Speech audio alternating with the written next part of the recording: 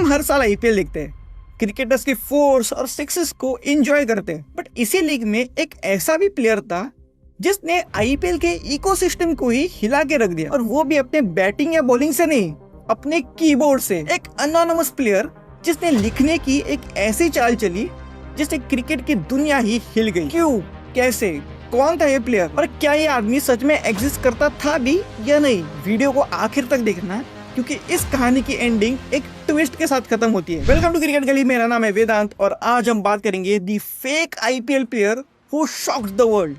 But video शुरू करने से पहले अभी के अभी इस वीडियो को लाइक कीजिए और चैनल को सब्सक्राइब कीजिए, ताकि हम ऐसे ही इंटरेस्टिंग क्रिकेट वीडियोस हर हफ्ते आपके लिए लाते हैं। चलिए वीडियो को शुरू करते हैं।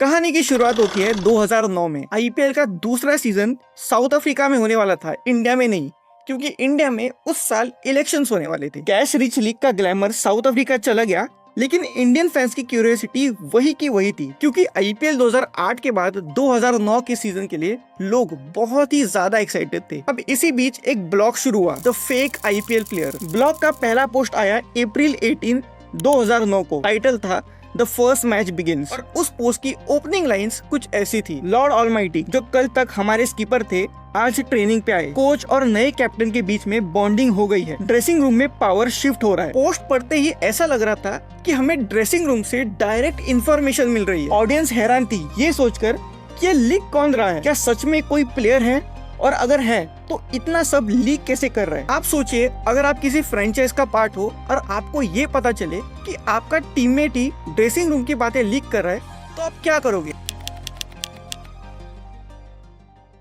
इस अनोनिमस ब्लॉगर ने हर किसी को एक निकनेम दिया। किसी को बोला लॉर्ड ऑलमाइटी, किसी को अप्पम चूतिया, किसी को किशन कन्हैया और किसी को डिंडो, वो भी एक ओनर के लिए जो कि काफी फ्लैशी था। ये निकनेम्स एंटरटेनिंग भी थे और कंफ्यूजिंग भी। मीडिया ने पिकअप करना शुरू कर दिया।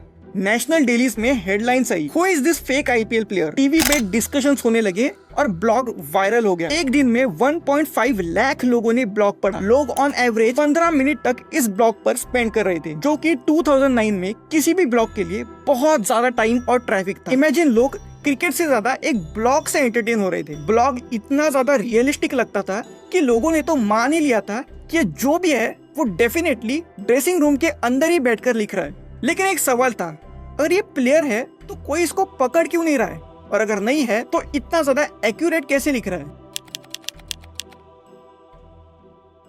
इन सब के बाद ड्रेसिंग रूम में हलचल मच गई थी, क्योंकि ऊपर आपने पढ़ा, वहाँ पर कहा गया था कि ब्लॉगर ने लिखा है लॉर्ड ऑलमाइटी, जो कल तक हमारे स्कीपर थे, और फिर उनके कोच के साथ खराब रिलेशंस की बात की गई। इसे देखकर लोगों ने अंदाजा लगा दिया कि यहाँ पर शायद सौरव गांगुली की बात हो रही है, क्योंकि आईपीएल 2009 के सीजन से पहले केकेआर के कोच जॉन बकनन ने गांगुली को कैप्टनसी से हटाकर ब्रेंडन मकलम को कैप्टन बना दिया था। एक तो वैसे ही उस सीजन केकेआर का परफॉर्मेंस कुछ खास नहीं था, और इस ब्लॉक के चलते उनके टीम में और भी ज्यादा तमाशा हो रहा। इतना ज्यादा कि दो प्लेयर्स आकाश चोपड़ा और संजय बांगर को मिड सीजन इंडिया भेज दिया गया, सिर्फ इसलिए क्योंकि टीम मैनेजमेंट को शक हो रहा था कि कहीं ये दोनों में से ही कोई तो वो ब्लॉग लिख रहा है। उनका करियर भी इस जोक के चक्कर में अफेक्ट हो गया। टीम का मोरल डाउन, मीडिया का प्रेशर हाई, और ब्लॉग राइटर चिल बैठा था बेंगलोर में और कॉफी पी रहा था और लिख रहा था ये सारा ब्लॉग। ये ब्लॉग इतना ज्यादा पावरफुल हो गया था कि लोग इस ब्लॉग की कहानियां पढ़कर केकेआर के मैनेजमेंट पे सवाल उठा रहे थे। इतना ज्यादा पावरफुल कि लोगों के करियर्स दांव पे लग गए।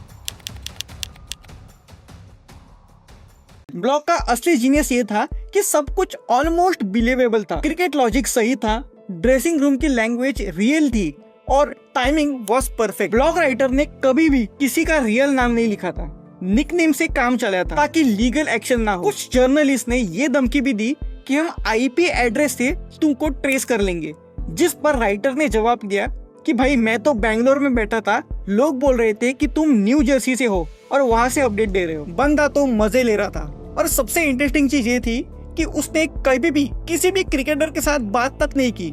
सब कुछ प्योर क्रिएटिविटी पे बेस्ड था। ब्लॉग इतना बड़ा हो गया था कि एक पॉइंट पर राइटर ने सोचा अब कुछ और करते हैं। तो आईपीएल सीजन 3 के ओपनिंग डे पे 2010 में उसने अपनी बुक लॉन्च की, द गेम चेंजर्स। और फैंस सोच रहे थे कि बंदा कौन है, और क्या अब ये अपना फेस रिवील करने वाला है? और फिर एक वीडियो आता है FIP RIP। वीडियो में एक सिलुएट दिखता है, शैडो में एक आदमी जो कहता है मैं हूँ fake IPL player, 4 weeks 43 post 17,000 comments, Delhi में बड़ा हुआ हूँ, behind grease paint I am just another faceless guy. अब तक पूरा इंडिया गेस कर रहा था कि क्या ये गांगुली है या मकलम या फिर कोई और फॉरेन प्लेयर। आपका क्या गेस होता? आप क्या सोच रहे होते अगर आपको बताना होता कि ये किस प्लेयर का काम है?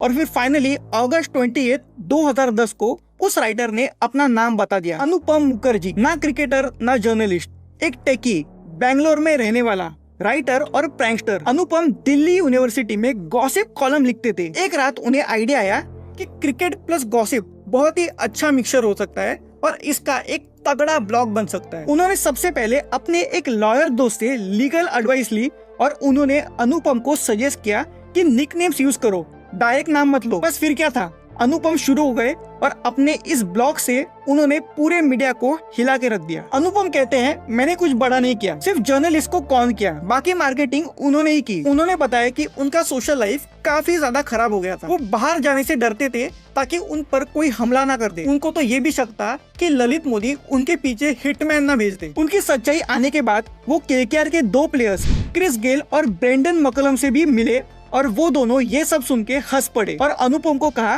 Bro you killed it. In fact Lalit Modi ने इनिशियली अनुपम को ब्लॉक भी किया था पर बाद में अनब्लॉक भी कर दिया। और अब अनुपम और मोदी दोनों फ्रेंड्स हैं। Crazy right? अनुपम ने बताया कि उनको रिचर्ड गर्ड की फिल्म दी हॉक से इंस्पिरेशन मिली थी। वो फिल्म जिसमें एक फेक राइटर ने निक्सॉन गवर्नमेंट तक को हिला दिया था। वैसे ही फेक IPL प्लेयर ने एक IPL टीम का माहौल ही चेंज कर दिया। क्रिकेट के ग्लैमर और गॉसिप को एक जगह पर ला दिया, बिना किसी इनसाइड सोर्स के, बिना किसी हेल्प के, सिर्फ क्रिएटिविटी और टाइमिंग से। अनुपम का तरीका भले ही गलत था बट उनका ये कारनामा हमें दिखाता है कि what good story telling and creativity can do. अब स्टोरी टेलिंग की बात हो ही रही है तो आपको इस वीडियो में मेरी स्टोरी टेलिंग कैसी लगी ये कमेंट सेक्शन में जरूर बताना। ये भी बताना कि आपको अनुपम के इस कारनामे के बारे में क्या लगता है। क्या फेक IPL प्लेयर ने सही किया या फिर अपनी लिमिट क्रॉस कर दी? कमेंट से अपने ओपिनियंस लिखिए और ऐसे ही इंटरेस्टिंग क्रिकेट वीडियोस के लिए क्रिकेट गली इस YouTube चैनल को अभी के अभी सब्सक्राइब कीजिए और हाँ बेल आइकन भी दबा देना ताकि आपको नोटिफिकेशन मिले जब भी हम अपना नया वीडियो अपलोड करें। मिलते हैं अगले वीडियो में।